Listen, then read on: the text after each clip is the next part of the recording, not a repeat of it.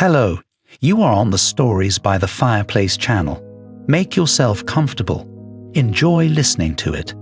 Emily. Jessica Peterson called calmly to her daughter, but Emily flinched. She knew that calm was worse than mad. Linda, I'm going to run. I'll see you later. The girl Emily was playing with nodded her head. You'll be in trouble now, I guess. It wouldn't be the first time. Emily headed toward her mother, who at this moment was reprimanding Amanda Lopez. I pay you to keep the house in order and to look after Emily. If you're doing a wonderful job with the first, you're not doing a good job with the second. I can't let Emily play with that girl. You see what she is. There could be some kind of contagion, lice or something. I'm going to have to report this to David Osborne. Amanda Lopez just put her head down and listened in silence. No, of course she could have said a lot to her mistress, but then she would definitely be out of a job. And she needed a job. Her daughter had 2 children to support because her husband wanted to have a free life, and Amanda Lopez tried to help her somehow. She had worked in that family for a long time. She came almost immediately after Emily's birth and knew very well that the owner was much more adequate than his wife. But Jessica knew how to give him such a headache that he agreed with her more often than he argued. In the evening, David Osborne came into the kitchen to see the housekeeper. Amanda Lopez, if you'll excuse me, I'm going to have to yell at you. The woman smiled understandingly. All right, David Osborne, shout as much as you like. I understand. He took in more air in his chest and began to speak. He repeated all his wife's words. Apparently she had just read him a speech, added something about doing one's job, and stopped talking. Then he asked quietly, "Is it all right? Not very me?" Amanda Lopez shook her head. "I'm fine." He left the kitchen relieved. He had enough trouble at work. At home he wanted peace and quiet. Generally, David Osborne, in contrast to his wife, did not boast of his position. Although it was thanks to him, they lived in a huge apartment and did not need anything. He managed in his time, as they say, to put on the right horse, and now his business, though not by leaps and bounds, but slowly and surely grew. Jessica, on the other hand, had never worked before. She had been a housewife, and then she became a socialite. They were very different. They got married because they had to. With all their might, they maintained the appearance of a happy family, but in fact, they were united only by their daughter. David Osborne was devoted to his princess. Jessica, in spite of all her pomposity, also loved her daughter, even if it was her own elaborate love, but it was still clear that it was not an act. That she did not allow her daughter to communicate with Linda was not a passing fancy. The woman sincerely believed that Linda could be a bad influence on their daughter. "Linda, when we're big, we won't have to listen to anyone, and we can play together as much as we want." Linda sighed and brushed her hair through the beautiful doll that Emily had brought with her. "Emily, you know the big ones don't play. They have other things to worry about." "That's right. I didn't think about it, but you and I can get a job together." Linda sighed. Even though she was only 6 months older than her friend, she was well aware that this was also unlikely to happen. She did not want to upset Emily, especially as Amanda Lopez approached them. "Emily, we have to go home. Soon her parents will be back."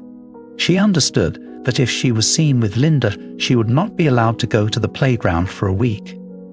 3 years later, something happened that was bound to happen someday. Linda's parents were stripped of their parental rights, and the girl was taken to an orphanage. Emily sobbed so much that even Jessica Peterson came to terms with the fact that the girls needed to say goodbye. She told Amanda Lopez to see her daughter off, and she went to take a sedative. Emily ran across the yard. Amanda could not keep up with her. There was a white gazelle parked in front of the driveway where Linda lived, with a baby and a son painted on the side. Emily saw from a distance that Linda was about to get into the car. "Linda." The girl twitched, turning around and rushing toward her friend. The woman who was standing by the car was confused and didn't have time to catch the child, and then as Emily and Linda embraced, she told the driver, "5 more minutes, Jake." The girls were crying, talking, interrupting each other. "Linda, you text me. Look, I brought you some envelopes. Write down where you're going to be, and I'll visit you. Emily, don't get a new girlfriend right away, or I'll get hurt. Come on, Linda, you're my best friend." They would have stood maybe another hour or more, but a woman came up to them, put her hand on Linda's shoulder. "It's time, Linda, it's time." Linda went obediently to the car, and Emily snuggled into Amanda's stomach and continued to sob. The housekeeper stroked her head. "Come on, we'll find your Linda. We will." At home, Emily just lay down and did not get up until the evening. Her mother stopped by a few times, then her father. He shook his head so sorrowfully that Jessica Peterson couldn't stand it. "What are you worrying about? She's just a child. Soon she'll forget everything, and she won't even remember once." David Osborne grinned. "You shouldn't think everyone is like you." Jessica flashed. She knew exactly what he was talking about. She had once had a best friend who had always supported her in everything, and the only reason she'd gotten along with David was because of Vanessa. Vanessa had always held back the impulsive Jessica and told her to be gentle and obedient. Then when Jessica became rich, when Jessica had other friends, she just cut Vanessa out of her life and even put her number on a blacklist. One day David and Jessica were at the mall. What brought them there? No one remembers, but Jessica remembered perfectly how they met Vanessa. She literally erupted with joy. But Jessica saw one of her new acquaintances ahead of her. She too was rushing to meet her to say hello, and Vanessa was wearing such plain clothes. Jessica walked by and pretended not to recognize her. Vanessa was confused. Tears appeared in her eyes. David immediately turned around and walked away to the car. Already later, when Jessica couldn't stand his silence, she shouted in his face, "What did you want? What? We don't stand still, and losers don't belong around." It had been many years since that incident. David, no, he would remember him. Jessica knew that she had fallen a few notches in her husband's eyes, but she hadn't cared about his attitude toward her in years. One morning, Emily was sitting in the kitchen, eating breakfast, or rather, picking at her porridge with a spoon, and looked hopefully at Amanda, but she averted her eyes. It was her day off. She even went to one of the orphanages, but Linda was not there, or maybe she'd just been told to.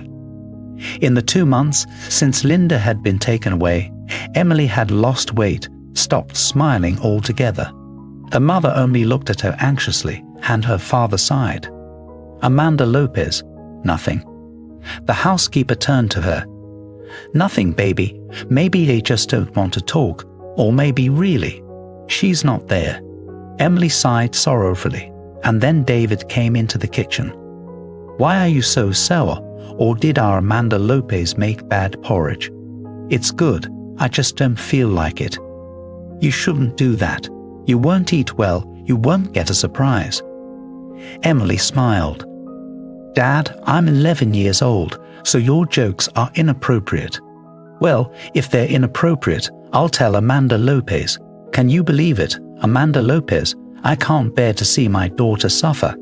I think, though our mother will eat me up with her bones, but I can't do this." I called one friend. David Osborne looked at his daughter. She grabbed her spoon and began to devour the porridge at a rapid pace. He grinned faintly. "Here, Amanda Lopez. This is the address where Linda is. Now you get her some gear, but only so that our Jessica Peterson doesn't have a clue about anything." Emily couldn't stand it and threw herself at her father and hugged him. In their family, showing affection was not usual, so Amanda Lopez hastily turned away and wiped away a tear. That same evening, Jessica Peterson stretched out in her chair, put aside a fashion magazine, and said, "David, We haven't been to the sea in 1,000 years. Jessica, you know this is the season. I just can't leave the ferns for one day. She waved her hand. You're always in season, pre-season, off-season, and I have to suffocate here. David looked at her with a smile. So go alone or go with Emily. Emily said immediately and emphatically, I'm not going anywhere.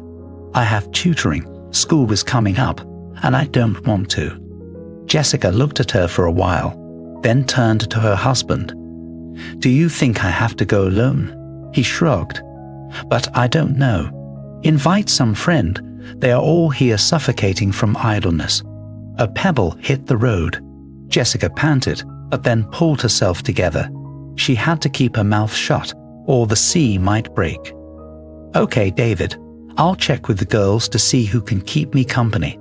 The woman was gone, and in a few seconds she was already talking fast on the phone. Emily kept her fingers crossed. If only some friend would agree to go with her moms so they could get some rest at home, and then Emily could get to Linda for sure. Emily loved her mother, but sometimes she wanted a little more air. As soon as the plane with Mom and her friend took off, Emily turned to Amanda. She understood without a word. All right, I'll just get something delicious. They entered the courtyard, which was enclosed by a high gluey fence, old masonry instead of poles, and the gaps were closed with thick iron bars. Inside were huge trees. The building itself was old and also kind of gloomy. Well, where to go? As soon as she said this, the doors opened as if by magic, and the little kids poured out into the yard with shrieks. Teachers quickly intercepted the flow and sent it in the right direction. That is, a playground, which was visible around the corner. Then came out the older children. Not yet all of them had come down from the porch, as a shout cut the air. Linda. Emily rushed into the thick of it, and Linda was running toward her, stumbling because she couldn't see because she was crying. Amanda Lopez sat on the bench with her teacher, who only shook her head. Wow, at that age and such a strong friendship. Only I would ask you. The school year will begin soon. Come, we will not forbid it, but only on weekends, so Linda would not wait every day. Okay, thank you, we'll do that. You know, Emily's mom isn't too thrilled about this friendship. That's why every day won't work out. When Emily turned 15, she was already going to Linda on her own under the guise of going to the pool. Mom was happy. The more clubs her daughter attends, the better. Today was Linda's birthday. Emily got her such a cool present. She bought her a phone, knowing full well Linda would refuse, even swear at her, but she had already prepared a whole speech about how they could call and text, knowing that for Linda these things were unfamiliar. Emily spent the whole evening setting everything up, hooking up the SIM card. Anyway, so far there was only one number in the phone book, and that was Emily's own number. They sat under the shade of an old oak tree. It was only May outside, and it felt like the middle of summer. Emily, don't even ask or say anything. I won't take it. Linda looked at the box of phones with some kind of consternation. So you refuse to talk to me at night? Emily pouted resentfully. Linda immediately took her hand. No, well, of course not. I'll talk at any time of the day. Emily smiled. A slipper. A chuckle was heard from somewhere above. Emily and Linda jumped up and looked up. Hey, Toby, get down. Emily looked sadly at the boy, who was lounging imposingly on the branches somewhere in the depths of the crone. No, I'm fine here. And you know it's not good to eavesdrop. Linda even stomped his foot, and the boy turned on his side as if he were lying on a featherbed. Emily considered that he was about their age, maybe a year older than them. No, look at them. I'm lying here, not disturbing anyone, thinking about high and far away things, and they come and sit down and start talking.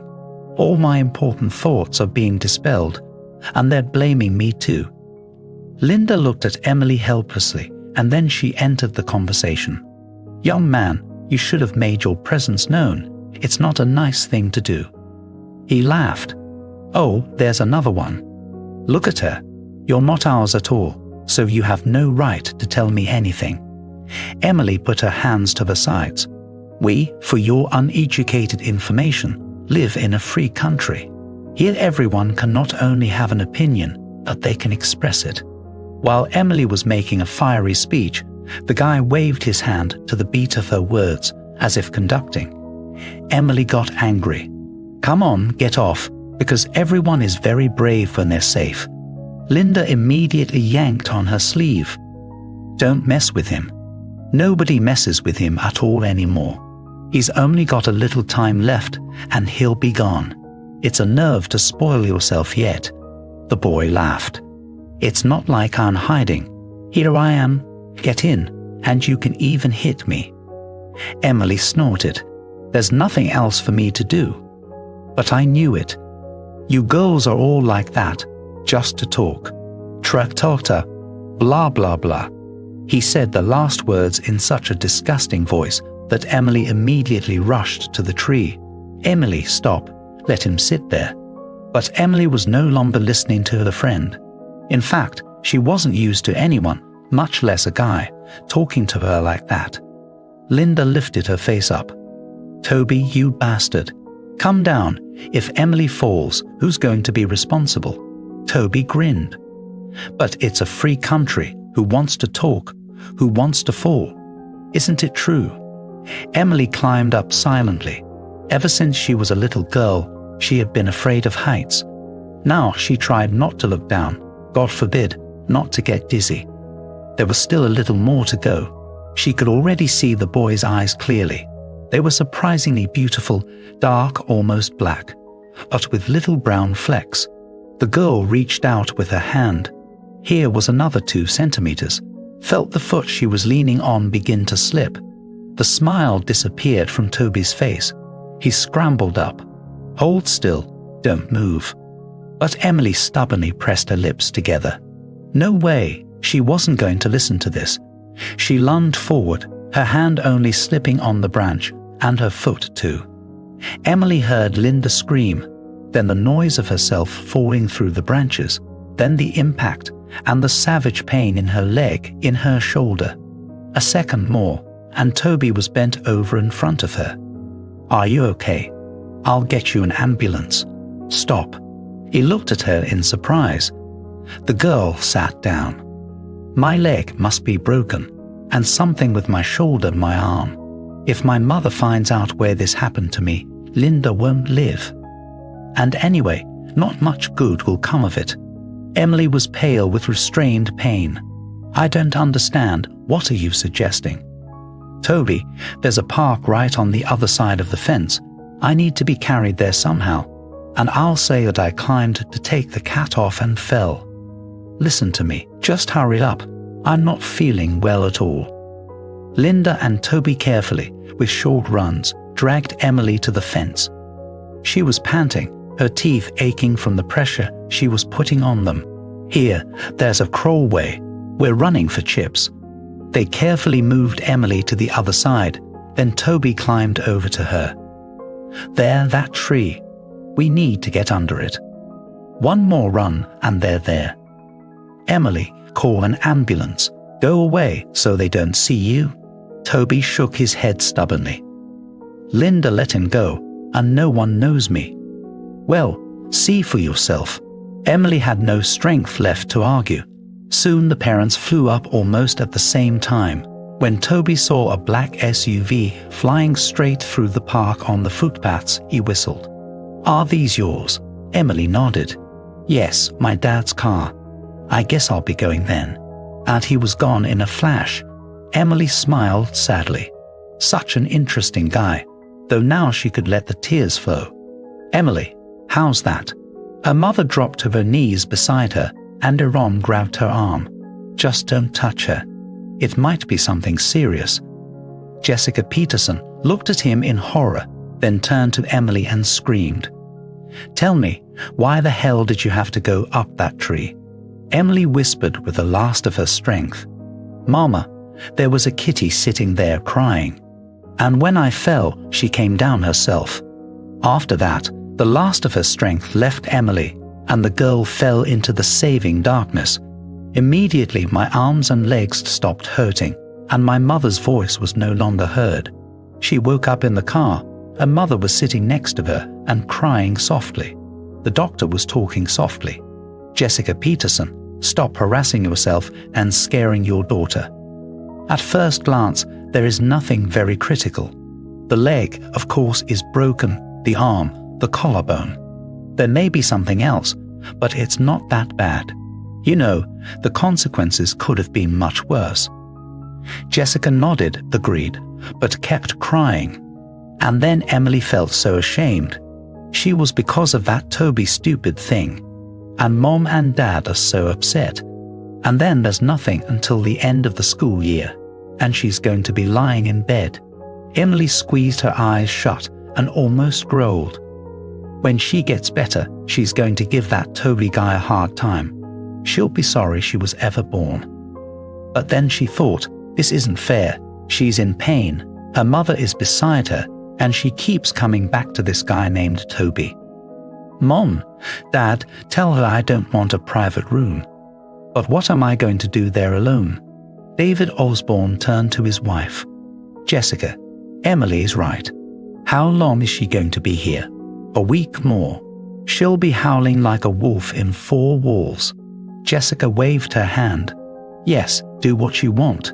She sank tiredly into a chair. David immediately sat down next to her and hugged her. "Oh no, it's all right. It's only 3 fractures and a sprain, well, bruises. Emily's a good girl. She didn't pass up someone else's trouble. And youth will take its toll. She'll run again soon. She will. I'll lock her up at home." Jessica smiled slightly and thought it had been a long time since her husband had hugged her so tenderly. Emily looked around. There was a young woman lying by the window. She had some sort of compound fracture, and there were some iron things sticking out around her leg. And there was a grandmother, small in stature, so quick even though her arm and shoulder were in a cast. As the young one said, Angelina had something wrong, and she had to break it again. Angelina, on the other hand, was joking. Few Angelina, not to break, but to rest, and the grandfather let him now look at his farm. Otherwise, he breeds rabbits of an unprecedented breed. A lot of glamour, not much use, and yet he's so clever, and you've got to watch him. Emily always smiled when she listened to them squabble. Even though she wasn't the only one in the room, it was still sad. Daddy promised to bring the laptop tomorrow. Then there would be something to do. The room was on the 2nd floor, and from the high bed, Emily could only see the crowns of the trees. Every evening, Angelina told all kinds of interesting stories. Emily found out about it on the first day. Though it hurt to laugh, she laughed so hard she even cried. Especially when Angelina's husband, Grandpa Harry, hid a half-liter bottle of moonshine from her in the neighbor's hive. And then, when the danger had passed, he wanted it back. But the disturbed bees were against it. As Angelina described the return of the swollen and completely repentant grandfather, even someone who has never laughed in his life would have laughed. And she did nothing, did not smile even once, only at the very end, when she said that the grandfather gave up moonshine. "Oh, I hope so for good." Nina, laughing it off, asked, "Does he really drink that much?" "Who? Grandfather?" "No, sometimes he has a glass, but all the more he threatens to get drunk because I have been eating his brain with a teaspoon for 50 years. Nina bent in half again, and as she straightened, she froze. Angelina immediately commented, "What is it, Nina, like swallowing a crowbar?" "There, look. What a fool, it's going to break." Emily turned her head and froze. On a thick branch in the direction of the window of their room was a young man. Though he had a bouquet of tulips in his teeth, he was instantly recognizable.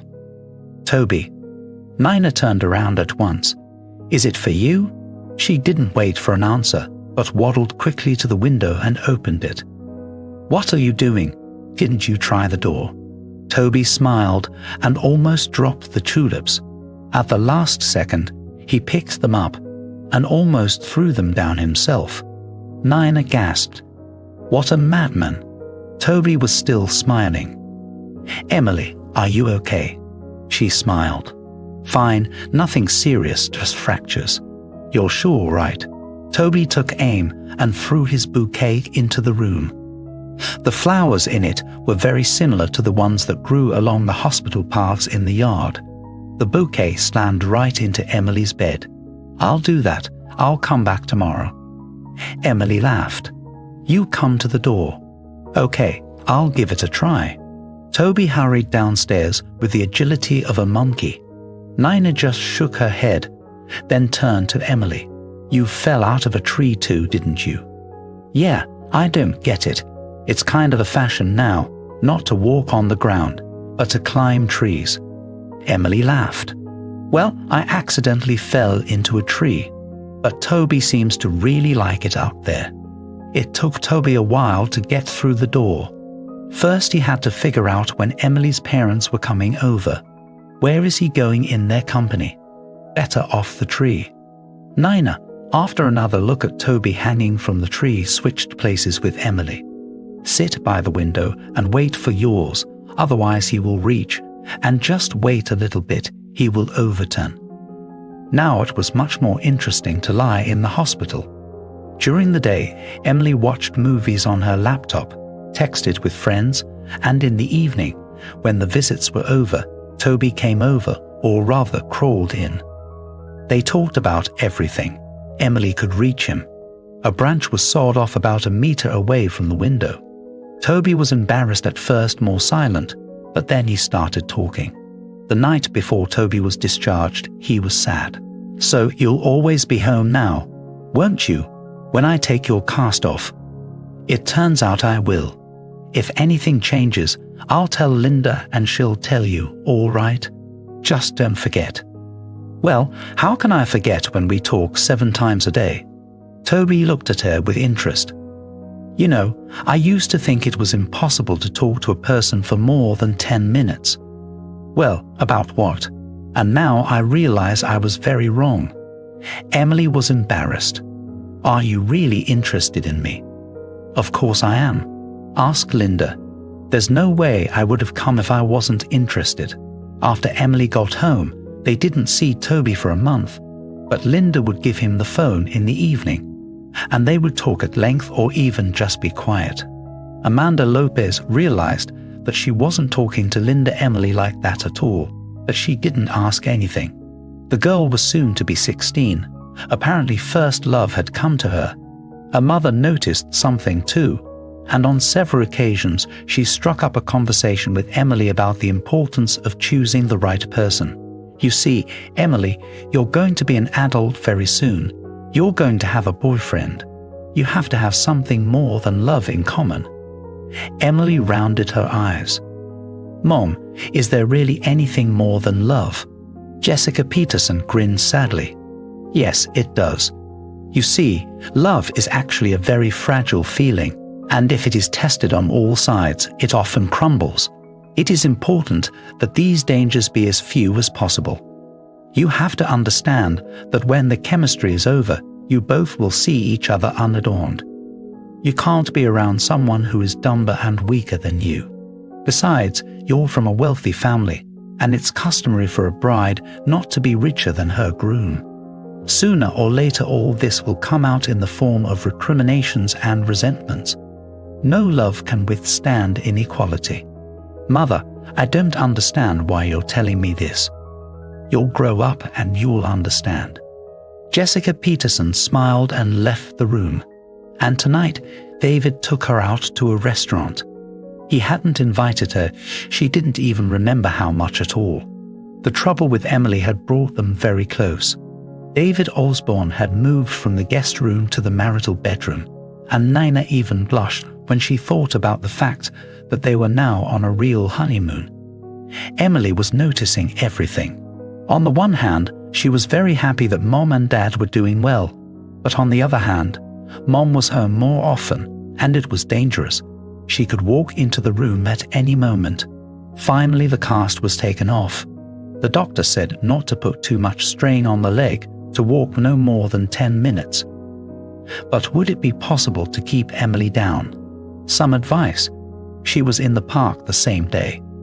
Knew Toby was bound to come. She sat up until almost dark, but Toby never showed up. Linda didn't pick up the phone either, and then she turned it off altogether. Emily wanted to go to the orphanage, but she was well aware that no one would talk to her at this hour. At night, she was awakened by a text message from Linda with one word: asleep.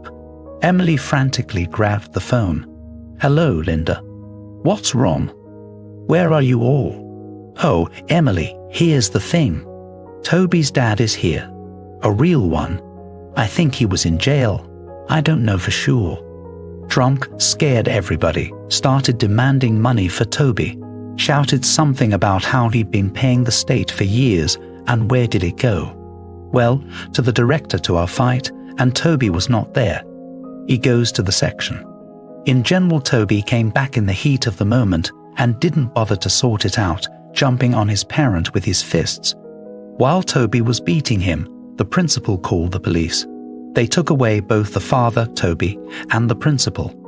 We were all told to sit quietly, so we stayed quiet. We felt sorry for Toby. I don't understand, where is Toby now? Where? He's at the police, giving statements, but the director is back. She says she'll come and get him in an hour. Maybe. No, Emily, let's at least leave you out of this. They'll sort it out without you. Go back to sleep. Linda passed out, but Emily lay awake. The next day she was sitting in the park again. Linda didn't pick up the phone, I guess she couldn't yet. And Emily sat stubbornly. Suddenly someone covered her eyes with his hands. She knew at once it was him. Toby. Toby jumped over the back of the seat and plopped down next to her, and Emily suddenly cried, either from relief that he was okay or because she was glad to see him. The boy was confused and then gently wiped her tears away. "You what? Why? I can't when you're crying." "I won't, honestly. I'm sorry." They took a long walk, sitting on the benches to rest their leg, and Toby talked. "I wasn't always an orphan. I had parents, both my mother and father. The one who came over wasn't my father, or rather he was.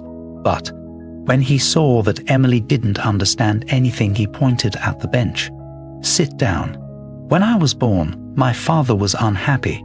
He hadn't planned to have children so early because he thought he had finally reached the age when everything was all right, and here was a wife, a child. He couldn't leave my mom, so we all lived at my mom's grandmother's apartment. I was just a kid. I don't know how it was, what they had. Anyway, by some miracle, he managed to sell the apartment. A man 20 years older than my mother bought it. So Daddy took off with the money, and we had no choice but to go out on the street. I was 3 years old at the time. Sometimes I think I remember something of those days, and sometimes, on the contrary, it's complete darkness. Anyway, he wouldn't let us go anywhere. We stayed to live with him, and then he married my mom, and he became a real father to me, you know, who would show me everything, tell me everything. The real father got caught. There had to be a trial, and then what? Then we'd have to get the apartment back, divide it up, wait for the money. And she and her mom just forgave him, apparently for nothing.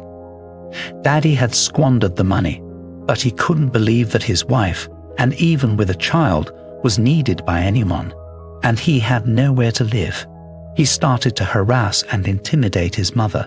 My mother kept silent for a long time, and then she told her husband everything.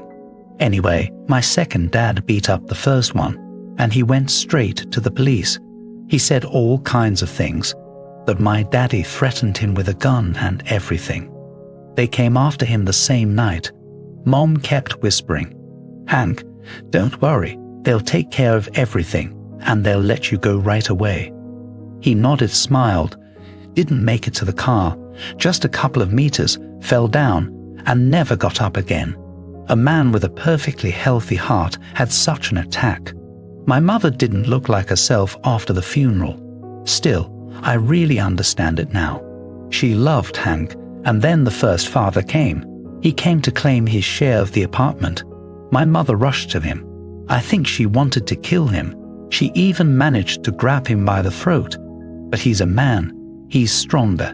He pushed her so hard that she flew down the stairs and never came up again. I was 8 at the time. I helped my mother as much as I could, and in the fight with her, I rushed to my father, but she pushed me away. I didn't have time, you know. I didn't have time to help her. Didn't have time to pick her up. Toby rubbed his eyes and pretended to do nothing. But Emily saw that he wiped away his tears and didn't say anything, just clung to him. Emily, I have to leave the orphanage soon. I'm going in the army. Tell me, will you wait for me? She answered without thinking. I will, Toby. I'll wait for you all my life. That day they kissed for the first time. When Linda called, Emily was spinning in front of the mirror. It was Linda's birthday, and the girls decided to go to a cafe. Emily, what's wrong, you crazy girl? Emily smiled at her reflection. Emily, Toby's here. Emily dropped the phone. They hadn't seen each other in a very long time, or rather, that was the last time they had seen each other in the park. Toby and she vowed to each other, even if it happened that life separated them, they would surely return to the place where the other was waiting. And the next day, Toby was transferred to another orphanage. It was almost 1,000 miles away from their town. Emily suffered greatly, but she was sure as soon as Toby could, he would come. She was ready to argue with everyone, but she knew, and that was it. She ran to the park. Emily knew Toby had to be there, but he wasn't just some broad-shouldered guy sitting on a cool motorcycle and reading a book. She sighed and sat down on a bench nearby. Maybe Toby just didn't have time. What? Not even a hug? Emily flinched. The boy was looking at her with eyes almost black with brown speckles. Toby. They rushed toward each other. Toby wrapped his arms around her, lifting her up. Never again, you hear me? Never let you go. Emily didn't get home until morning that day. Her mother with a towel over her head, her father mad as hell. She didn't want to explain anything. She just said, Dad, Mom, he's great. I'll introduce you to him soon. We want to get married. Jessica almost fainted. What do you mean, get married? You're only 19. What are you talking about?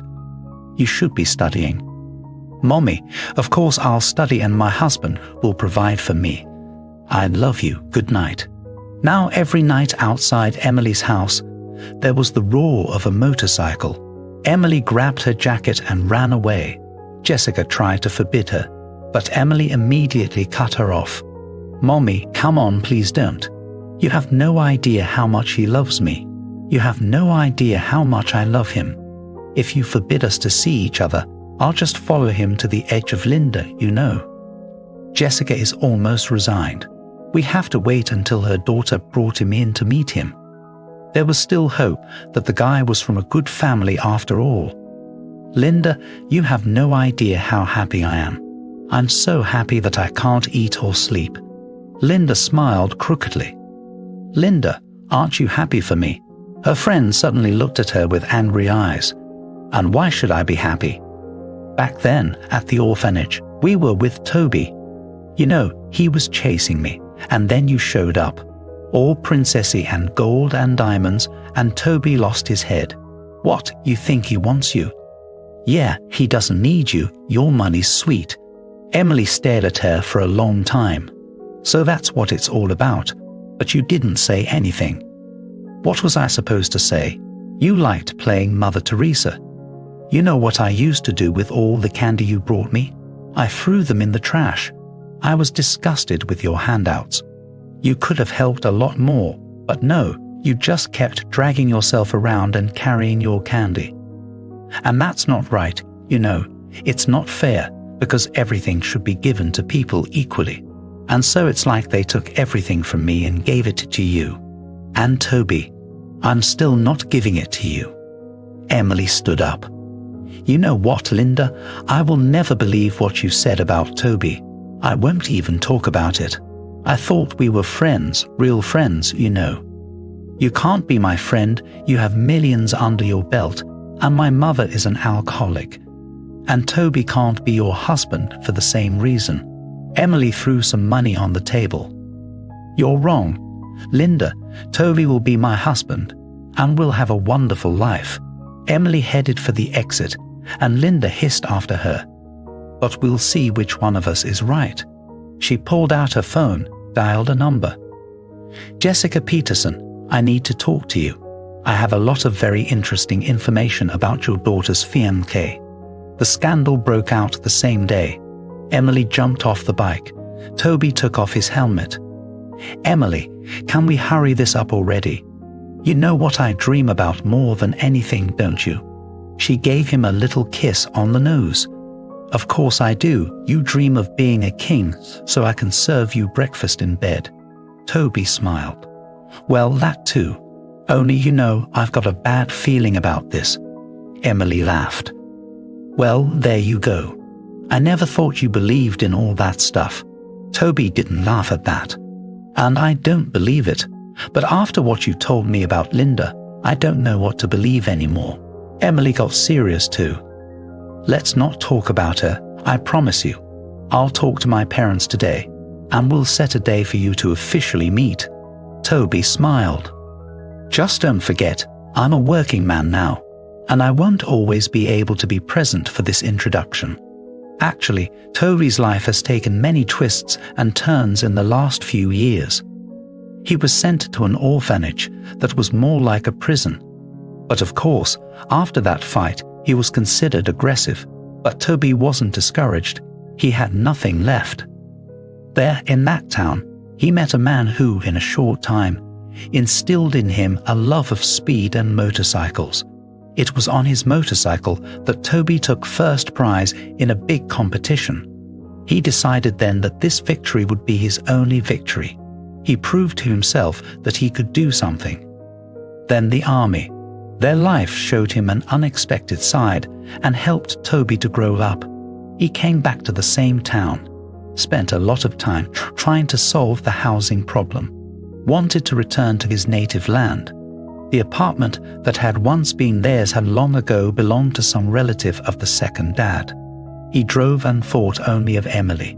He hadn't seen her in so many years, he hadn't called on purpose, so that the girl would come of age and realize whether she needed him, or whether those feelings were childish infatuation after all. He arrived and immediately realized that nothing had changed. Next to Emily, he felt like he could move mountains, and he also saw that she loved him. Mom, Dad, I'm here. My parents were in the living room.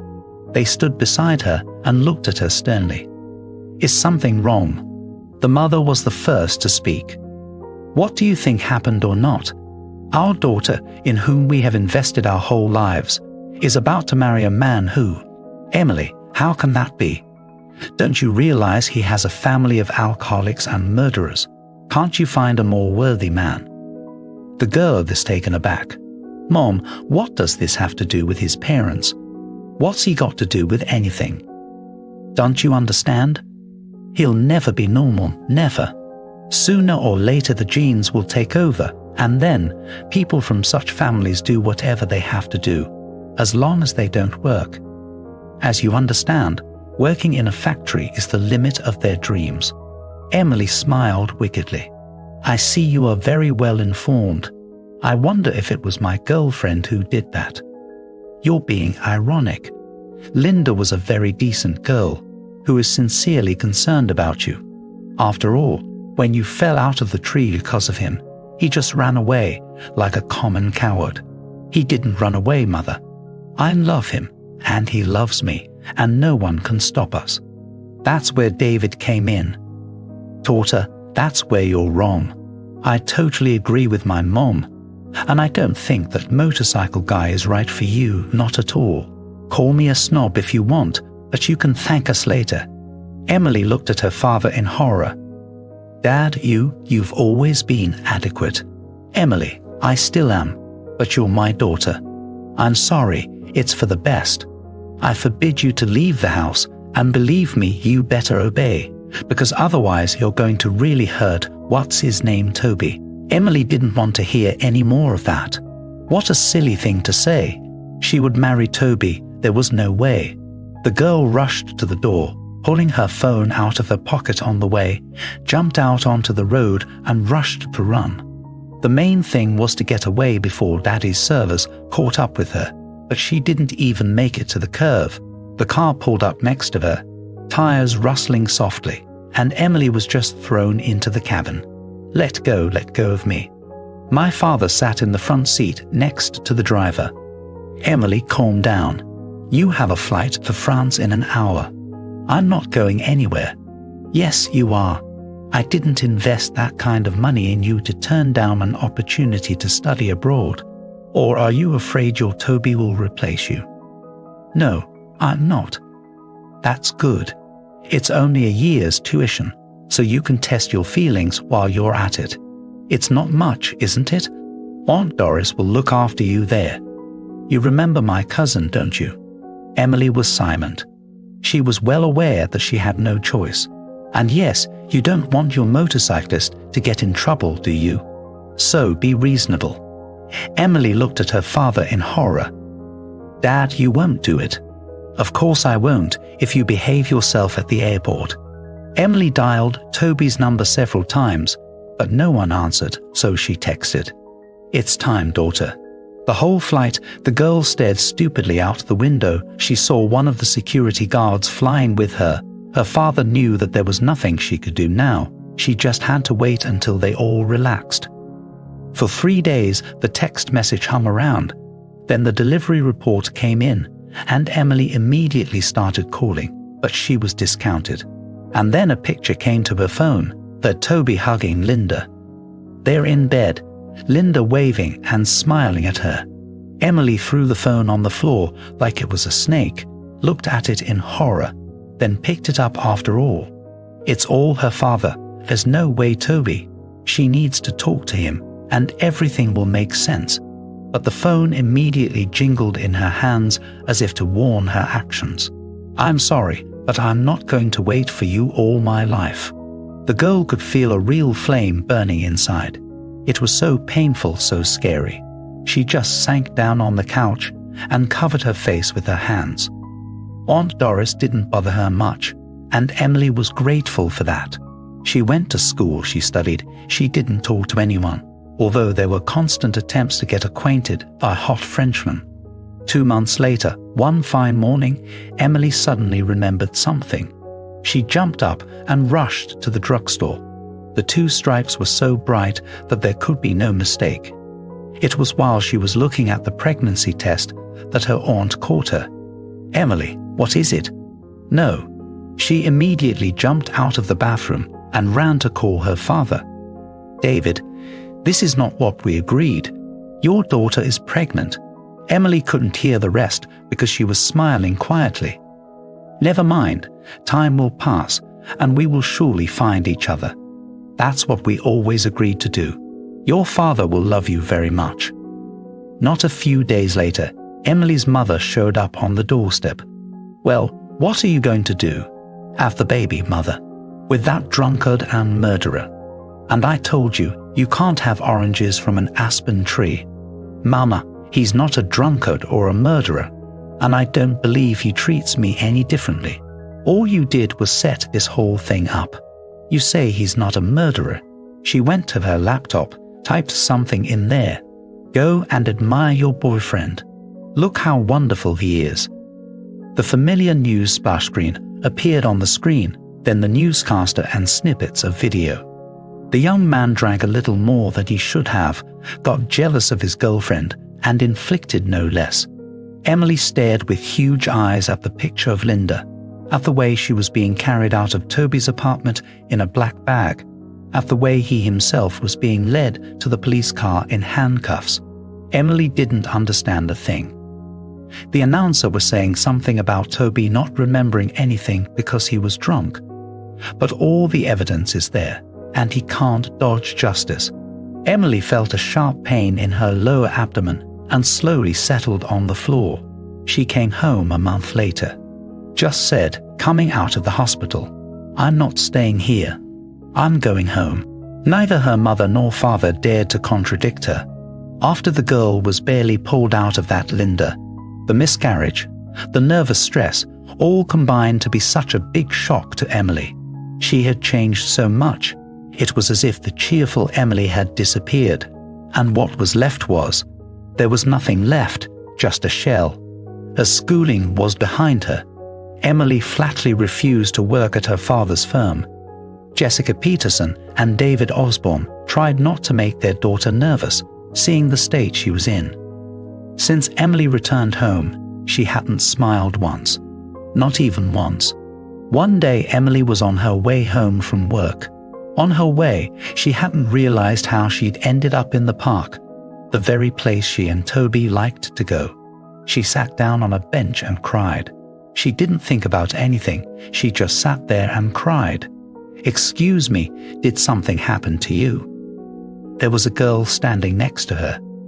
She was wearing leather pants, a leather jacket, and had a helmet in her hands. Emily looked at her in amazement. "No, thank you, I'm fine. And you on the motorcycle." The girl smiled. "Yes, you know, I like speed so much. It calms me down, gives me time to think. Have a nice day." The girl walked toward the exit of the park, and Emily followed. She saw her get on a huge motorcycle and start off abruptly. Now Emily knew what she had to do. 2 months later, Emily rode the big bike into the yard. Their house, which her father had bought about 10 years earlier, was on the outskirts of town. The roar of Emily's bike could be heard from afar. The guards looked at the young mistress in amazement. Amanda Lopez jumped out of the house. "Emily, baby, what is that?" Emily smiled for the first time in years. "That, Amanda Lopez, is my motorcycle. Baby, that's dangerous. It's okay." In the evening, her father sat in her room. "Emily, well, why would you want it? But you want me to buy you the most expensive car you want." "Dad, I don't want anything. In fact, I'm moving out." "Moving out how?" "The usual way. I have a job, so I'll live on my own, like everybody else." "But you're our daughter." Emily stared into her father's eyes for a long time, then said, "Maybe. I just don't feel it anymore." "Do you think they do to their daughter what you did?" David jumped up, pacing the room. "But what are you accusing us of? You know for a fact that Toby wasn't who you thought he was. What if it had been you in Linda's shoes?" Emily was quiet, and then she looked up at her father. "Dad, do you really think I believe all that? I'm 200% sure that it wasn't the way it was presented to me or to anyone else. You've set this whole thing up." David Osborne sat down in his chair at a loss. "What? You don't really think I'm capable of taking a man's life, do you? Do you? I'm not so sure about that." Emily left the room, and David Osborne dropped his head in his palms. He remembered everything like it was now. Linda had called him in the night. She was screaming and crying, talking about how she had no one else to call because the police had just sent her away. Her boyfriend had gotten drunk and was practicing his punches on her, all because he found a picture on his phone that they were taking for Emily. Then they had to put Toby to sleep a little, but it worked out fine. David sent his men to calm the man down, but they were too late. When he arrived, the guy was gone, and Linda was dead. And then a very interesting thought occurred to David. He immediately called his arch rivals and explained what had to be done. If there was no Toby, then Emily would have no reason to cling to this, no one else's child that they had found out about just yesterday. Everything went like clockwork. Of course, David paid off who needed it. The guy was confused, but when he saw him, he understood and got over it. 6 years had passed since then.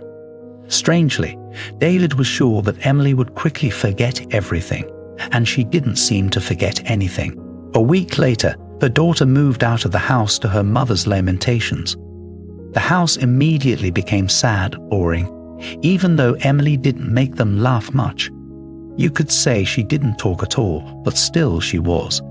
Before she left, Veri had a conversation with Amanda. "Emily, I'm sorry. It is, of course, none of my business. I heard you and David talking. Tell me, if you're sure Toby isn't to blame for anything, why don't you track him down, help him, talk to him after all?" Emily grinned. "You mean you think he'll be very happy to see me? Me, the man his life is completely broken because of. I'm ashamed, I'm hurt, and I'll never show up in front of him. But there will come a time, and he'll come back. He'll probably want to see you. Maybe, but I don't think he's coming back to this town. Toby knows how to make decisions, and no one will ever lead him astray. Let's not, Amanda. Better tell me, will you come and visit me? I'll never make pies like that in my life." The housekeeper laughed. "Of course, child. I wouldn't let my little girl go hungry. It's been about a year." Jessica Peterson gave up very noticeably. She was no longer interested in any social gatherings. David Osborne, too, had grown withered, terribly worried about his daughter, who had had little contact with them. His wife, too, was a worry. The doctors, the heart drops, and it was all because of them. David Osborne had often wondered lately what would have happened if they hadn't treated Toby that way. Their daughter probably would have been happy, and they would have had grandchildren by now. Everyone would have lived together in a big house. Amanda Lopez would bake her signature pies on weekends when the whole family was together. They would celebrate all the holidays together. Well, yeah, the guy comes from a bad family, but to wit, who isn't without sin. He sighed, turned on his side, looked at his wife's face. Even in her sleep, her eyebrows were drawn together, her lips pressed together. Yes, they had made a mess of things. And Emily. Well, why would she want that motorcycle? It's so powerful that David Osborne wouldn't get on it even at gunpoint. And Emily. Apparently, because that Toby liked motorcycles. I wonder how long it takes a man to forget his love. Well, not 7 years. On the nightstand, the phone rang. David grabbed the receiver. The ringing sounded somehow too loud, too disturbing. "Yes, I'm listening." Out of the corner of his eye, he saw that Jessica had lifted her head from the pillow. "Your daughter." David listened and refused to understand what he was being told. "No, this is a mistake. It can't be." Jessica jumped up, picked up the fallen phone. "David, what happened?" He looked up at his wife with empty eyes. Emily had crashed. On her motorcycle. She's in critical condition. "Jessica, this is all our fault." David Osborne cried. He knew his wife was going to be sick any second, but he had no strength to think about anything. David, Jessica cried through the veil. "Why are you sitting there? Get up, we have to go.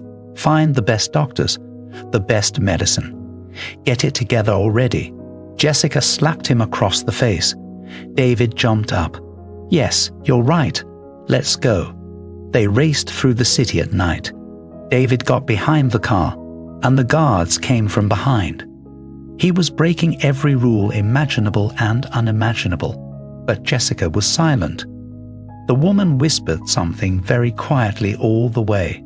David couldn't make out what she was saying, but when we got to the hospital, he realized his wife was praying. His Jessica, who had never believed in God or the devil, was praying. That's when David got really scared.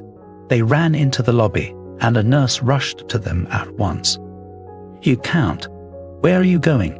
"It's the middle of the night." David almost ran her out of the way. "My daughter, where is she?" "I'm going to blow up your whole hospital." The nurse, looking at the two big guards who stood behind David, asked, "Is the girl on the motorcycle your daughter?" "Yes." "Let's go through." The doctor stood toward them. "David, Jessica, I have nothing to cheer you up with. There's too much damage. Your daughter is now in a medical coma. An operation is required, but you must authorize it because Emily may not survive it. If you don't do the surgery, then there's no chance at all. Give me the paper." They sat in the hallway in silence. David did not answer the phone, then turned off the machine altogether. Jessica stared at one point. David Osborne put his arm around her. "How are you?" The woman looked at him, didn't answer anything, just turned away. 4 hours later, the doctor came out to them. "We've done all we can. For now, your daughter will be in a coma. I can't tell you how long it will last." Time passed very slowly. A day went by, followed by another. The doctor was just throwing up his hands. "There's nothing we can do." It felt like she didn't want to come back. You see, after the surgery her vitals improved, but her brain doesn't want to work. Jessica turned into an old woman in a few days. David just didn't understand what it was all for if there was no Emily. She was the only thing worth living for. 2 weeks passed. The doctor called them in. "I understand your parents, and it's impossible to accept, but I have to admit that your daughter is living off the machine right now. You see, there's nothing else to do. The brain has been in this state for too long. What do we need to do?" David tried to speak smoothly, though he wanted to scream to get hysterical. "You need to say goodbye to your daughter." Jessica got up and headed for the exit from the office. David Osborne followed. The nurse walked them to their room, wanting out of habit to say not to be long. But then she yanked herself back up and just shut the door behind them. She saw her parents stand next to the bed Emily was lying on. Toby walked up to the familiar gate. He didn't know why he had come here. Emily must have been married a long time ago, and he wanted not to come right away, but he couldn't. He'd been released a little earlier, but now he didn't understand why he needed his freedom if he wasn't going to have Emily in his life. Paul. He turned around sharply. That's their housekeeper. What was her name? "Hello, Amanda Lopez.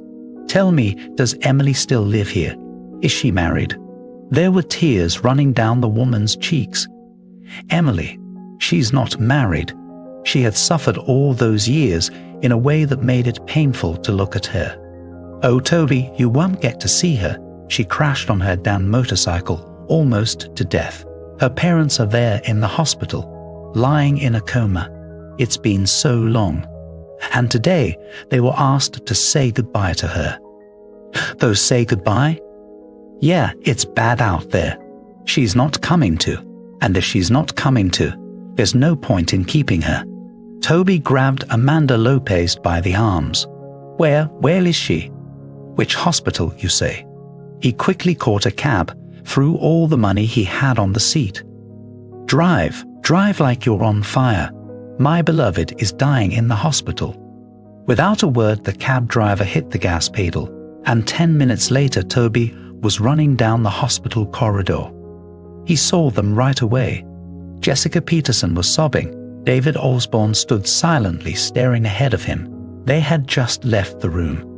Now the doctor would turn off the machine, and their little girl would die. He was well aware that she was already dead.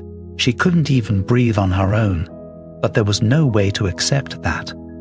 "Where is she?" David Osborne looked up in surprise. There was a man standing in front of him, dressed as if he'd just come out of jail. Then he recognized him. "Toby." David stepped back and pointed to the room where the doctor and a nurse had already entered. "No, don't touch her." Toby burst into the room, dropped to his knees in front of the bed, grabbed Emily's arm. The doctor looked at him in surprise at his parents, who returned to the room, then made a sign to the nurse, and they stepped back to the window. Toby was crying. He was crying, kissing Emily's hand and whispering, "What are you? You are strong. You can do anything. If you leave, I can't do it without you. I'll go with you, you hear." Something beeped in the instruments. Then it beeped loudly and often. The doctor rushed to the bedside. "Everyone step back. Get out now." David Osborne grabbed Toby and literally dragged him out into the hallway. They stood behind the glass wall and watched as the doctors fussed over their daughter. Finally, a doctor came out to them. He walked over to Toby. "I don't know who you are, but Emily heard you. She understands she heard you. I'm not going to make any predictions, but her brain is functioning, and it's very active. I think the tipping point is here. We have a chance." Jessica fell. David couldn't pick her up, and Toby managed to catch her just off the floor. Emily smiled quietly. When she opened her eyes, immediately saw Toby. He had changed a lot. He'd lost weight, but somehow he'd grown bigger in the shoulders at the same time. Emily thought it was some kind of dream, so she smiled. But then the vision from the dream stepped toward her, and the girl felt a real touch on her arm. Her eyes widened. She couldn't say anything yet. It didn't work. But Emily knew Toby was real. A tear slowly crawled down her cheek. Toby immediately caught it with his hand. "Okay, no crying. What are you doing? It's me right here. I'll always be there for you now.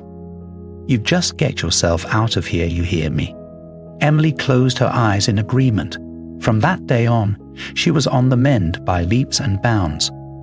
Toby practically lived with her. When her parents came to visit, he tactfully stepped out. Neither Jessica nor David tried to talk to him, understanding that the man probably had no such desire. One day, David came alone. Jessica was supposed to be here by evening. Emily, looking at him, said, "Dad, it's good that you're alone. I need to ask you. It's very important to me. Linda, is she dead because of you?" David knew that sooner or later this conversation would happen. He stepped back to the window and started talking. David didn't hear that Toby had returned and was also listening intently. "I'm not guilty before Linda. I'm guilty to you and, of course, to Toby. I don't even try to ask him to forgive me, knowing that there is no forgiveness. But I'll ask one thing of you. When you marry your Toby, don't forget that we love you very much. At least call once in a while."